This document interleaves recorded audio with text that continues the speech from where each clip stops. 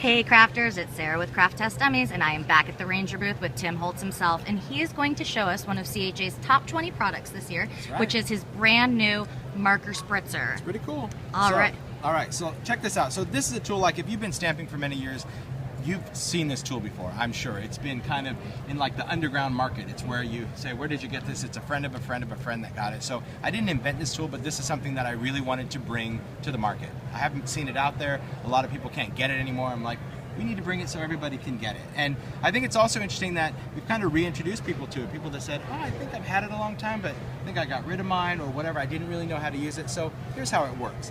The Distress Marker Spritzer, what's cool about it is that it works with distress markers, but it works with a variety of other markers. So here's the simplicity of it. It's just a bulb on the end that you can squeeze. We did make it a little softer than the older ones because we wanted it easy to really spritz a lot of ink. It has an air intake in the back, and all you need to do is it's going to work with any type of felt tip marker. In other words, the distress marker's got a brush tip and a fine tip. It won't work off of a plastic fine tip. It needs to work off of a felt tip. So I'm just going to take the brush nib of that. I'm going to insert it through the spritzer. Now, when you insert it, you're going to notice there's a little flat ledge on the bottom. And the idea is you want to take the tip of the marker and have it rest on that flat tip. We also want to make sure on the side that the nib of the marker is going right over that air hole, because that's where the air is going to blow through. Okay? If the marker is too far back, not going to work. Too far forward, it's not going to work. So it just needs to sit right on that ledge.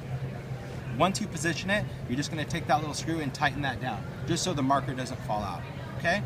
Once you have the marker in the spritzer, this is what's going to deliver the ink.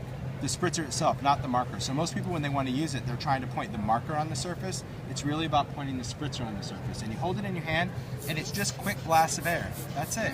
And it's just going to give you that great spritzing effect right on the surface. Now, if you spritz really hard, you can get a lot of ink. If you spritz at an angle, you can get it to angle. But the idea is if you're upright and you just give it quick blasts of air, it's just a simple way. So here I can take a layering stencil, and I can just go in and just start spritzing this.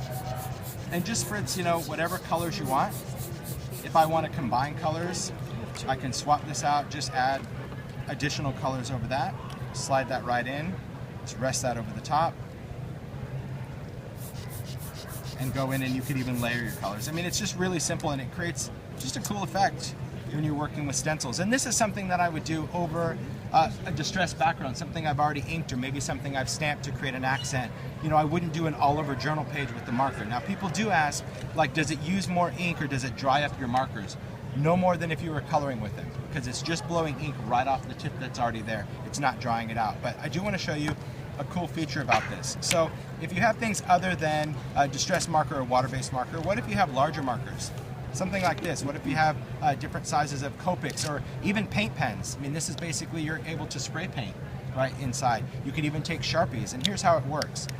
The screw of this, you're just going to remove that, and the collar piece of the spritzer, you're going to push this out. Okay? This is going to allow for larger markers, like we'll take the square Copic, and I'm even going to show the chisel side, because remember, it's about a felt tip marker. It doesn't matter if it's chisel or bullet. It doesn't matter. You're going to insert that as long as the marker goes past that air hole. That's what it's all about. I'll take the screw, put that back in just to hold the marker in place, and now I can work on a lot of things. I can still work on watercolor paper, I can work on gloss paper, I can work on metal, because now I'm able to go in and spritz this no matter what. So any of my markers, I can do that. And because it's alcohol based like this one, it's really quick for slick surfaces. So I think the fun thing about just using this is that it opens up the possibilities for any of these, even these weird odd shaped markers where you're like, okay, well, how is that? Like, it's an oval marker. How's that going to work? Well, it's still going to work because you have this screw. So depending on however you want to twist this, it's still going to work. So, I always thought a Sharpie was kind of odd because it's slendered in the back. It's still going to work because the screw holds it right in the middle. So as long as it's over that surface and you can lock that in, you're able to just go in and spritz that out. Super simple. So think of all the different uses. If you have food markers, you can take food markers and airbrush a cupcake or a birthday cake or something like that. If you want to do something, I know, right? If you want to do something like, let's take this. This is one of my favorites. We'll take the Picket Fence Distress Marker. Remember, that's a white marker. So I'm going to put that piece back in because for smaller markers, it's just going to make it easy. I'm going to take my Picket Fence, put that right over there, lock it in with the screw, just to make sure it doesn't move.